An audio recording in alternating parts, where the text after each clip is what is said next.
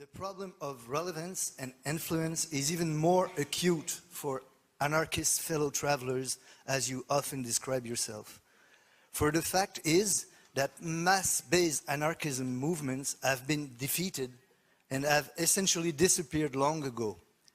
One could in fact reasonably argue that the actual movement is weak, disorganized, and full of sectarian quarrels. So, my first question, what is the relevance and the meaning of anarchism today? And what do you think are those least desirable aspects of today's anarchism that should be addressed and corrected if the movement is to have relevance in today's struggles?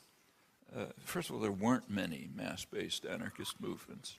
There was one major one in Spain in 1936, and that one was indeed destroyed by the joint efforts of the communists, the fascists, and the liberal democracies. They all wanted to destroy the anarchist revolution. They then turned to squabbling with each other about what was left. Other mass popular movements continued to develop, sometimes successfully, sometimes not. But I don't feel quite as defeatist about it as Norman's comment suggests.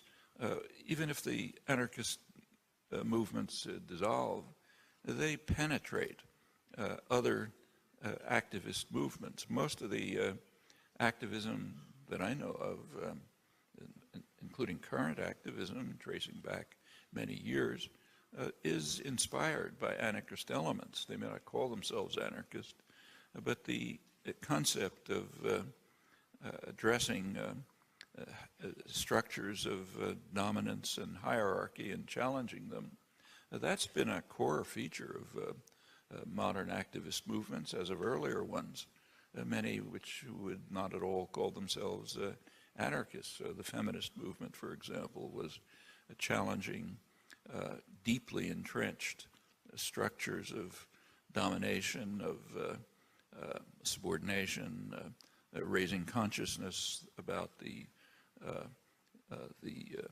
imperative of understanding that subordination is not an act of life, approaching others to try to get them to think through their own assumptions that somehow orders have to be given and others have to take them. The same is true of the workers' movements, of peasant movements, indigenous movements. The indigenous movements of Latin America, for example, would not call themselves anarchist, but they are in fact expressing, developing in their own way, in their resistance and their achievements, the same concepts. In fact, these concepts just arise spontaneously all the time in activist movements, in individual lives, and so on. And insofar as the anarchists, those who call themselves anarchists or draw explicitly from the anarchist tradition, insofar as they can contribute to all of this, it's just fine. As to the least desirable aspects of anarchism, there are many. One of them is the extreme sectarian character of the organized movements. Just to illustrate, the one place where there remain for a long time, still are large active anarchist movements is still in Spain. They revived after the Franco dictatorship ended. They were sort of deeply rooted in people's consciousness and understanding. And the major anarchist trade movement, CNT, just still functions. I happened to be in Spain in 1986, I guess, on May Day, and there were mass demonstrations. There was a socialist workers demonstration, and there were two anarchist demonstrations. They couldn't get together, so they had two separate demonstrations going. And my wife and I had to kind of decide which one we wanted to march in. But we thought for a while she might go in one, I might go in the other. But that kind of sectarian attitude can be very self-defeating and destructive, should certainly be overcome if the movement is to have relevance to today's struggles, and it does. So take what's been happening in Madison, Wisconsin in the last couple of weeks, which is pretty important. Substantial popular uprisings, struggling for workers' rights, defense of democracy, and so on. There are many elements involved, but some of them are, in fact, organized anarchist groups.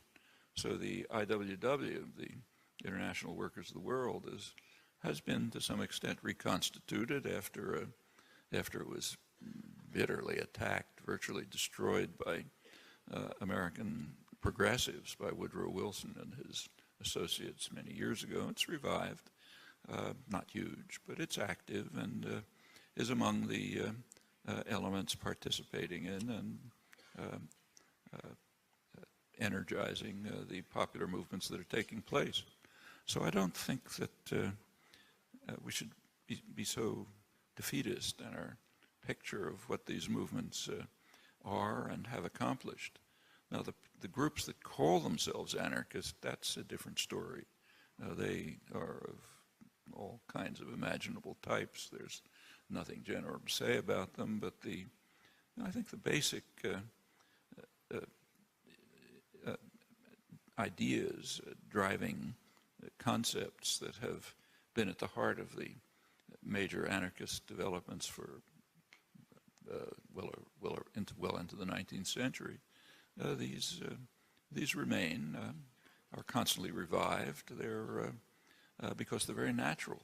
They're the kinds of points of view and attitudes that come to the fore when groups of people interact and organize to achieve some